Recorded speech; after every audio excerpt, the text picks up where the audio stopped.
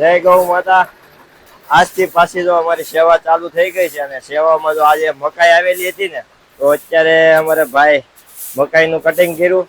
તો આ બધી અત્યારે મકાઈનું કટિંગ અહીંયા થઈ ગયું છે ગૌ માતા માટે. આ એક એક કટિંગ કરી નાખ્યું છે ઝીણું હાવ, એટલે ખાવામાં ગૌ માતાને સારું પડે. અને બાકી અત્યારે તો ગૌ માતાની જગ્યા ઉપર બધી સફાઈ કામ ચાલુ છે.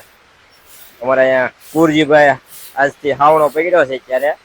અને ઓલપા અમારે ઘનાભાઈ છે, એક દાદા આવેલા છે, અને અમારા મગનલાલ અત્યારે પાણી પાઈ રહ્યા છે બધા વૃક્ષોને.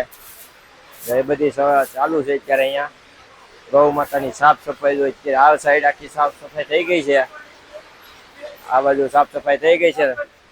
અને હવે કોબી આવી છે, કોબીનું કટિંગ કરવાનું છે ગૌ માતા માટે. તો આજની જો આ બધી અમારી સેવાઓ ચાલુ થઈ ગઈ છે ને, એટલે બધા લાગી ગયા તમારા ગૌ સેવકો બધા જો અત્યારે સેવામાં. કોબીનું કટિંગ ચાલુ થઈ ગયું છે. ગૌ માતા માટે અત્યારે કોબીનું કટિંગ કરી રહ્યા છે. એટલું મસ્ત ઝીણું કટિંગ ચાલુ છે. અને અમારા સુંદર બાપુ અત્યારે મકાઈમાં અને ખોળની તૈયારી કરે છે ગૌ માતા માટે દેવા. એની ખોળની તૈયાર ચાલુ છે.